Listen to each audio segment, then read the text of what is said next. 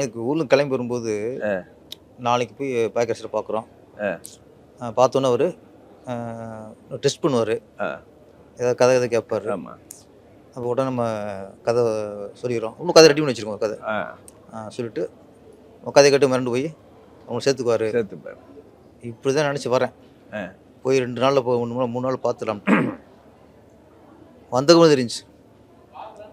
அங்கே வாசலே நிற்க முடியல ஆஃபீஸில். ஆமாம், கூட்டம். அப்போ நம்ம அவர் வரும்போது ஆள் ஒதுக்கி விட்டுருவாங்க நம்மளை. பார்க்குறக்கே முடியல. என்னடா பார்க்குறக்கே முடியல. அப்புறம் கிட்ட பேசுறது, அப்புறம் கிட்ட அவர் அவரோட கதை சொல்கிறது. அப்படி ஏறத்தாழ 1.5 வருஷம் எடுக்க முடியல. என்னை மாதிரி நிறைய பேர் அப்படி தான் படம் பார்த்துட்டு அதில் அந்த இது பிரமிப்பில் வர்றது. ஆமாம், இங்கே எல்லாருக்கும் அது நடக்கிறதான். கண்டிப்பாக அந்த மாதிரி எனக்கும் அவரை மானசீக குருவாக நடிச்சா வந்தது. அது முடியல. ஆனால் இப்போ இந்த மாதிரி விழாக்களை பார்க்குறது, நேரில் அவர் பேசுறது எல்லாமே ஒரு திருப்தி, ஆத்ம திருப்தி. நீங்கள் வந்து நிறைய ஆக்ஷன் ஃபிலிம்ஸ் தான் பண்ணியிருக்கீங்க. பாக்யராஜ் சாருக்கு ஒரு ஸ்கிரிப்ட் எழுதி இந்த படத்தை நான் வந்து அவரை வச்சு டைரக்ட் பண்ணோன்னு சொல்லி பிளான் பண்ணது உண்டா? என்னோட எல்லா படத்துலையும் அவர் இருப்பார். பார்த்தீங்கன்னா திருப்பாச்சியாக இருக்கட்டும், சிவகாசியாக இருக்கட்டும், திருப்பதியாக இருக்கட்டும், எல்லா படங்கள்லையுமே ஃபஸ்ட் ஹாஃப் வந்து பாக்கியராஜ் ஸ்டைலில் தான் இருக்கும். அவர் ஸ்டைலாக இருக்கும்.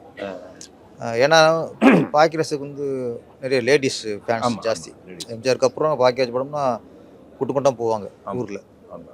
அப்போ இப்படி எதுக்கு பாக்கியராஜ் பிடிக்குது, பெண்களுக்கு எப்படி பிடிக்குது? ஏன்னா அப்போ நிறைய அழகான நாயகர்லாம் இருக்காங்க. இப்போ கமலஹாசன் இருப்பார், மோகன் இருப்பார், எத்தனை இருப்பாங்க. எல்லாரையுமே வில்லேஜ் பெண்களுக்குலாம் பாக்கியராஜ்னு ஒரு கிரேஸ்.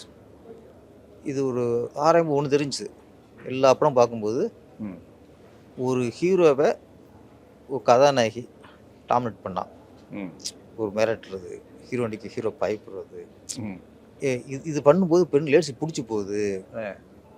இப்போ பாக்கியராஜுக்கு எல்லா பெண்களும் பிடிக்காருன்னா சரிதாட்டின்னு நடுங்குவார், ஊர்வஷ்டின்னு நடுங்குவார், ராதாட்டின்னு நடுங்குவார், ராதிகாட்டின்னு நடுங்குவார், எல்லாம் மிரட்டுவாங்க.